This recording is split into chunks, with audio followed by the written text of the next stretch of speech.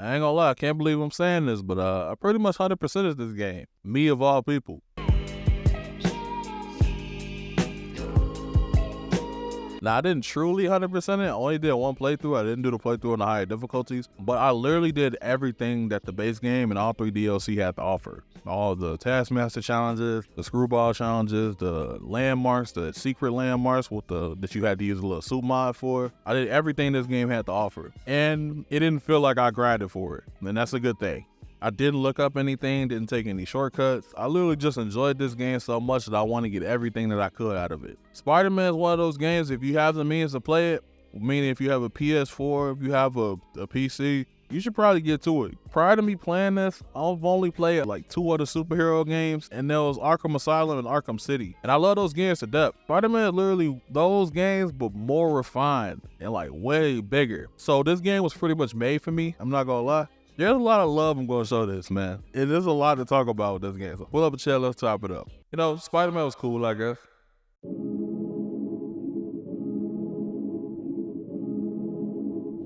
So, you know how we do things around here. First, we start off with the story. We kind of all know the basis of the Spider-Man story. I've seen a few of the films, man. I've seen the first Spider-Man movie. I've seen Into the Spider-Verse and Across the Spider-Verse. And I think I played Spider-Man 3 back in the day, so I haven't watched all the Spider-Man media. I haven't watched any of the cartoons either. But I kind of know the basics of it. And they really did their shit on this iteration of it. I'm not gonna lie. It's kind of like how the Dragon Ball Z games do it. Reminds me of like how Kakarot did it. It's like this big ass scale. It's the same story, but it's just presented in such a different way, and it's on a way huger scale than the before because these worlds are so immersive. And you explore all of New York City in Spider-Man, which is really cool. And honestly, as long as you present the story in an interesting way, I'm pretty much down for it. Even if it's the same story that I heard before. Even the stuff that I knew that was about to happen really hits still, and that's kind of wild. It did a good job at switching up the timers and shit, and adding a bunch of the original stuff to keep this story like fresh and exciting. Our story follows obviously modern take on Peter Parker, and this game has taken us through literally damn near every part of Spider-Man's everyday life, which may sound boring as shit, but the way the game kind of implements these little gameplay elements into these everyday activities that Peter does, it does a really good job at keeping it engaging. He helps Octavius out with his neural implants. There's this like electrical circuit little mini game that you have to do, where you gotta like balance the charges and shit, and anytime you're dealing with chemicals, by a little microscope thing over there, there's these like line puzzles, and these are always challenging enough to make you think like a decent amount, but they're not easy enough to make it so that like it wouldn't be boring type shit. They're always like little fun challenges. I like those. The narrative overall of Spider-Man is really good, and there are some sections that a young nigga just has to talk about, so let's get into it. So thankfully, I did not know what happened in this game, and I genuinely thought that Lee was going to be the big bad of the story, because it seemed like they was really gassing him up, and rightfully so, because he ended up being a pretty good villain. But when that prison break hit, and they revealed that Octavius was like the top dog of that whole group, and he's the reason that all this was happening, it definitely caught me by surprise, I'm not gonna lie. We'll talk more about like the actual fights a little bit later in the next section, but during that Scorpion fight, when you first got to interact with Scorpion, when he poisons you, using his fatigue and using him being poisoned to transition into these hallucinations and these mental battles about Doc was a really good touch. I'm not gonna lie. Like, reminds me a lot of the Scarecrow sections in the Batman games. And I like what these sections do for like the narrative. Spider-Man's pretty much always this composed and like unserious superhero. It's refreshing to see like the human side of these niggas pretty much. And the human side of Spider-Man, because we know Peter Parker obviously has to live a human life, but like Spider-Man doesn't really show when he's in that persona. He doesn't really show his human side that much. Using this time like while integrating these gameplay elements, instead of like just making these like cutscenes with quick time events, is really appreciated, because playing through a cutscene, like actually like playing through it, is actually a really fun thing to do when done right. Speaking of fatigue, we get to see actually how much shit he has to maintain and tend to, not only his superhero life, but his personal life as well. And we've seen that several times where the two like intertwine and it caused hella problems. Those times created a bit of tension between him and MJ, and the obvious one, his hero and the person that he works for every day becoming the most dangerous supervillain he had to face, was really good. It's a really cool plot element, and I'm not gonna lie, After the prison break, the city goes to complete shit, which is pretty cool, by the way. They literally turned New York into Gotham City for a little while. The prisoners are free. They're out making strongholds and committing crime in every district. He has Sable International on his ass every time he tries to get anything done. Matter of fact, they prioritize him over the people that are actually harming the citizens right in front of them, which is wild. MJ's putting herself in these super dangerous ass situations, and he's just trying to make sure she's safe. But in the process of being overprotective, well, kind of overprotective, you making her feel useless, and that just creates more arguments. Devil's breath hit the city. The city's in a panic, causes everyone to be sick, and the prisoners are putting Aunt May and Miles in danger. Tombstone and Taskmaster out there doing their own thing and creating problems. Emphasis on Taskmaster, he beat my ass several times. Kingpin is still pulling strings. You got Joe Dick Devourer and Jameson slandering your name every time he opens his mouth. See what I mean? That's not even everything. You damn near managing all this at the same time, like when you're playing, like, which is wild. This is a genuine superhero experience, and you deal with so much, feels overwhelming, and that's how it's supposed to be, because you're playing as a superhero. It makes you feel like the actual superhero. Let's talk about the finale. Man, that finale was perfect, man. That final battle with Ock was pretty epic, I'm not gonna lie.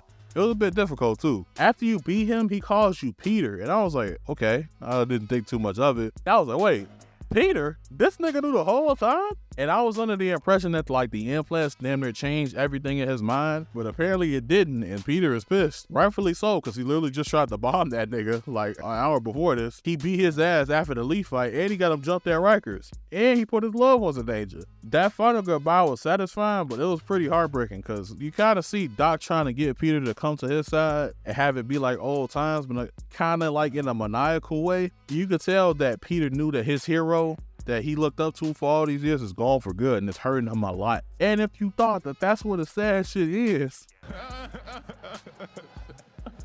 that May scene, boy, damn near had me in shambles, I'm not gonna lie. After he gets the antidote and he asks the doctor, what if we cure someone right now? Folks swiftly let him know that if you cure May, you won't be able to make any more, so all these people are gonna die. He has to make this decision to sacrifice one to save thousands. And he shares his final moments with May. And if you weren't sad already, when she dropped that, let me see my nephew. What the fuck, y'all? God damn! God damn! God damn! Nigga damn near had the snotty nose cry going on. Cause man, this was perfect. And after the credits, they also teased a lot of shit too. They showed us where Harry was. And when the mayor put his hand up to the glass, it showed the symbiote like touching the glass. It teased Miles becoming the new Spider-Man. This scene was funny as hell because Peter really thought Miles was about to show him his wee-wee fro. That shit was funny. He was like, whoa, brother. You know, Jorgen Von, Mother Russia, realized to err her ways and left the city, saying that she needed to reflect on the life she chose. And she admitted that Spider-Man changed her. Also, most importantly, Yuri stopped frying her ass. Then we get to the DLC, which is a whole other like continuation after the story. It's about people trying to fill that Kingpin spot, especially now that the demons are gone. I'm not gonna go through the whole story, but let me give you a good reason to play it. Yeah. You get what I'm saying? Me personally, I would have folded like a Chromebook, like a Microsoft Surface Pro, like a magnetic suitcase. MJ would have hated me, but that's besides the point. The DLC story is really good. It further develops a couple characters for the base game that I really actually enjoy in Yuri and Silver. It's an interesting narrative, so if you haven't played it, it's definitely very worth it, and there's a couple like really cool twists in there. This story was so phenomenal, gang. I think that the one thing that I want the most out of a superhero game is to actually feel like a superhero through and through. And gang, Spider-Man does that extremely well while giving us the source material that we want as well. So they did a really good job there. Now, move on to gameplay and mechanics. Man, where do I start? This game is super fun. It feels so good too. The combat has a crazy amount of variety. There's basic strike combos, and then there's their web attack button, then a dodge button with a bunch of useful skills. And you know, that totally uphold the Spider-Man doesn't kill rule. He's dead. And to make it cooler, like disarm moves, like there's a bunch of interactables in every fight, like mailboxes, sewer caps, scaffolding, and so much more. There's a ground slam attack that I didn't really use that much, but I should have. Launchers, air combos, and if you get enough skill points, you can fling rockets at people. It's cool though. Spider-Man didn't kill him, no. Don't worry, the Rocket did. Also, there's a swing kick. If you played, Marvel vs. Capcom 1, man, it'll make you nerd out, fool. I use it a lot just because I played that game a lot. There's a lot of enemy variety within like the enemy groups you'll be fighting. So you have like regular thugs, demons, Sable, Rocket's prisoners, and I think Hammerhead's men, which is kind of like the Sables because they use Sable International Tech. But then there'll be like subclasses of these dudes. Like you'll have your basic dudes that just throw them bitches and just get beat up and help fill up your focus meter. You'll have ones with melee weapons that you'll have to use a launcher to actually hit, or they'll just counter you every single time. Then there will be like dudes with pistols, ones with ARs, ones with shields that you have to slide under and like, I'm not gonna say that, but you know where I'm going with that. And then you have the bitch ass niggas with the whips, the snipers, and the RPGs. They also had these like big ass niggas too, and all of them pretty much except for Sable. Instead of the bruiser type dude, Sable got them hoe ass jetpack dudes, and I hate them too. As annoying as it may seem at first, this keeps the combat super fresh. Depending on the weapon that the person has, you have to fight them all pretty differently, and you have to react fast to the situation and your surroundings to optimize your combat. And it actually feels fun and rewarding to build up high combos in this game. And it's very available and very easy to play, no matter what playstyle you choose to have. The stealth sessions are really cool too. I think the stealth sessions are really fun because you can like web things to make people separate. The enemies actually get smart and they actually start traveling in like pairs and stuff like that. They will like check on people at their post, which is really cool. Like the AI in this game is actually pretty good. The boss fights are really fun too. The only stealth section that wasn't fun is the screwball one with the motion sensors. Yeah, fuck them. I hate them. Hate them all. But the boss fights are really fun too. I think my favorites gameplay wise was the one with Electro and Vulture and the Taskmaster fight. I'm not gonna lie.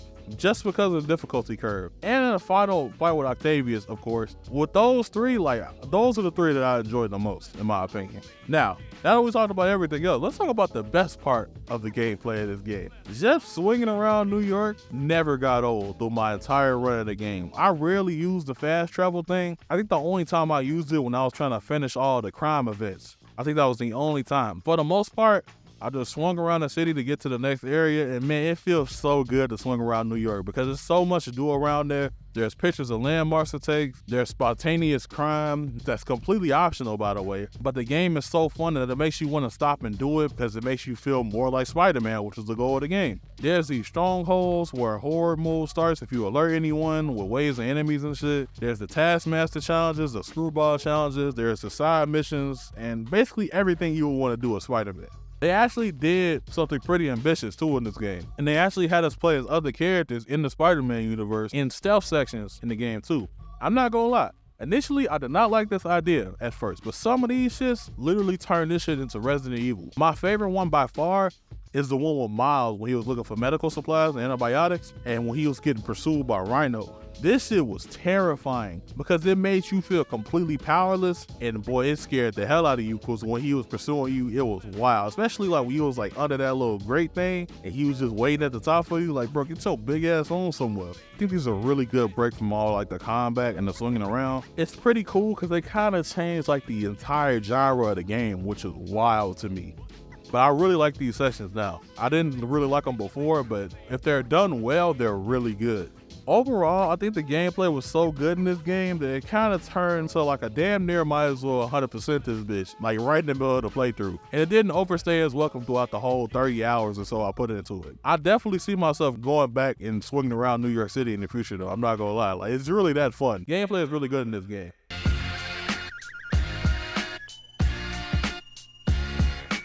Now, let's move on to characters and character interactions. The characters are phenomenal in this story, and I can't talk about all of them, so I'm gonna talk about a few of my favorites. Obviously, Peter is really good. We usually expect Spider-Man to be like super smart and super unserious, and that definitely carries on here. He's always cracking jokes, he could be a little bit socially awkward, and he's extremely charismatic and funny. He starts off the story as a lone wolf, and he tries to shoulder all the responsibility, and I completely get it, because he doesn't want to see his loved ones get hurt, and he's the one with the powers at the end of the day. I also get MJ's frustration of being like tired of getting saved all the time and feeling like she's not doing enough, but she do be putting herself in some dangerous ass situations. And I made one false move and she's dead, and now Peter has even more guilt and even more shit to be mad at himself over it. Same reason why he was like making sure Miles was like really ready before starting to train him. Peter just thinks of worst case scenarios, and I get it because I do the same shit. This might be a weird one, but I actually really like Yuri's character. She got a crazy amount of development, especially in the DLC. She also has like the take matters into her own hand and like shoulder all the responsibility thing that Peter has, especially when it comes to any of the Hammerhead cases. And when you start doing all the side missions and like the little side collecting in the third DLC, you found out why. Her pops was a dirty cop that took bribes from Hammerhead. But there's history with that. She's like a third generation cop from what I heard. And even when she was on administrative leave, she just started doing unethical shit. She even killed a guy, one of Hammerhead's associates. That's when things were in a good place between her and Spider-Man. The Hammerhead, the whole case thing turned her into a criminal, making her a target for Spider-Man, which was super unexpected. What I think was really cool. The villains were pretty great in this game too. My obvious two favorites, I would say, obviously, Ock was really good, and Martin Lee. With the two being like two people that Peter looks up to, it was really interesting to see like how exactly they got to that point and why they doing what they doing. And it was cool to see how Peter will react to it. There are other good ones too, like Tombstone and Hammerhead as well. And there's some anti-heroes like Silver and Yuri too. I like Taskmaster too. His suit kind of cool and his fight was really good. Overall, I loved all the new renditions of these characters, and the dialogue is a big part of what makes this game super enjoyable. So great job to all the voice actors that reprise their roles or have new roles on this. Now, move on to looks, presentation, and music. I'm really impressed with how good this game looks, dog. This game is beautiful, and you realize it during the big action set pieces, and you realize it during like you just sitting on top of a skyscraper, you just watching the world move around you. Speaking of big action set pieces though, all of them are pretty epic, but it's something about that damn Martin Lee fight, gang, the second one. That fight was extremely creative visually. What Peter said, he was like, you can fight the demon, Martin, this is not you. He was like, fight the demon? I am the demon. And he literally turns into this big ass like shadow demon. It's such a cool looking fight, I'm not gonna lie. I like what they did with the Scorpion section too, where you get poisoned. Bro, you're swinging around a poison-filled city while you're hallucinating looking for the cure. That's so cool. They changing like the city up and changing the landscape of the city, and this scorpion tails coming out of the poison and stuff. It's so cool. You can tell they had a bunch of fun making this game. I like when people get creative with their source material. I really like that. And they really did that here. All the suits are clean, like all the suits are pretty cool. But I ain't gonna lie, that old school like animated one is so fire. And the Ghost Rider one is really cool too.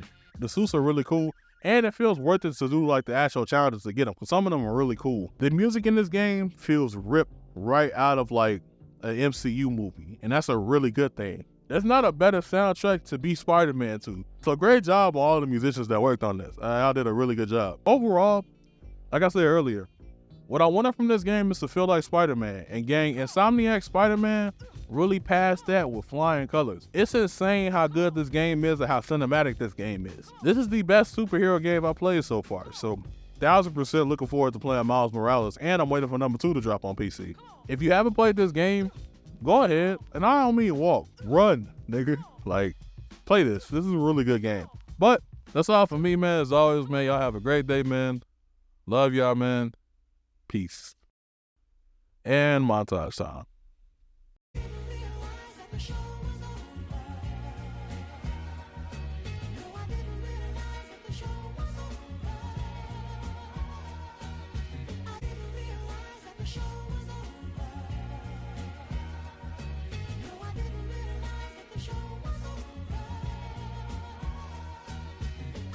I know Doc said take the day off, but I have to figure out what went wrong. He made me realize I could do as much good for the world in a lab coat as I could in tights. Maybe more. Of course. It's you. I don't know what Oh, you're... come on, Parker, it's obvious. Let me explain. I only wish you told me sooner. Excuse me. Hi, Mary Jane Watson. I am covering the Fisk estate sale. Hello. Craig said we do this tomorrow. I like to get a jump on things. You know we can't have vigilantes trespassing or doing illegal searches, Yeah, I know. which is why I brought a warrant. If you made it to the end of this video, thank you. I've done this for 40 shows now, so if you want any other videos like this, you can click right here at the top. There's a full playlist right there for you. Have a great day, man. Love y'all.